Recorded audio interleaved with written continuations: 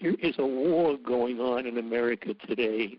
People protesting for justice in different forms, social justice, political, economic, financial, they are being targeted by federal, state, and local authorities in Los Angeles and across America.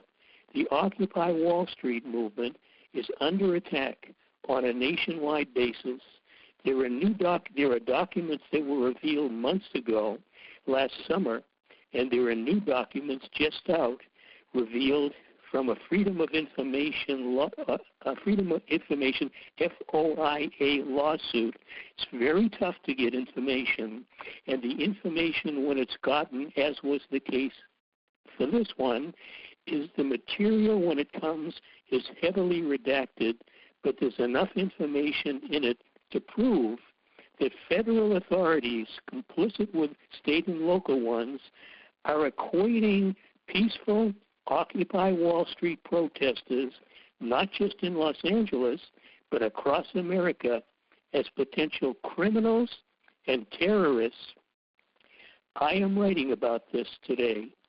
I am writing about the USA Patriot Act. For the first time in American history, there were two provisions, at least two provisions, in the USA Patriot Act that created the crime of domestic terrorism. And what does this call domestic? What is called domestic terrorism? Peaceful demonstrations / protests by activists for social justice, for environmental justice, for animal rights justice, for things that are protected by U.S. constitutional, statute, and international law. And authorities now can claim that these activities are disrupting government, they're harming national security, and they can be criminalized. So these people can be called domestic terrorists. And I must say, I have written about a good number of individual cases where decent Americans doing absolutely constitutionally protected protests were arrested, they were charged, they were prosecuted, they were convicted, they were imprisoned, and some of them have been in prison for years, and they'll stay there for many years to come. Why? For doing the right thing, for challenging authority. Well, the Occupy Wall Street movement is part of that, and there literally is a war going on to subvert them and to destroy them and to say that they are the equivalent of domestic terrorists. That is what's going on. It's happening in my own city of Chicago. It's happening in the big cities, in the small cities, in hundreds of cities around the country. And local, federal, and state authorities are complicit in doing this. I'll have plenty to say about it.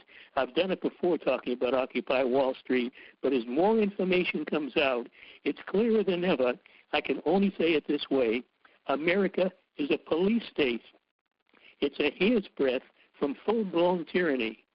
The war on Occupy Wall Street activists is one strand of a greater war attacking freedom in America, and anybody doing anything, including what I do, writing, media work, we're all vulnerable. We never know when authorities might decide they're coming for us and they'll get us. And guilt needs no evidence. Accusation suffices. That's the state of America today. It is very, very disturbing, and anybody doing the right thing is vulnerable.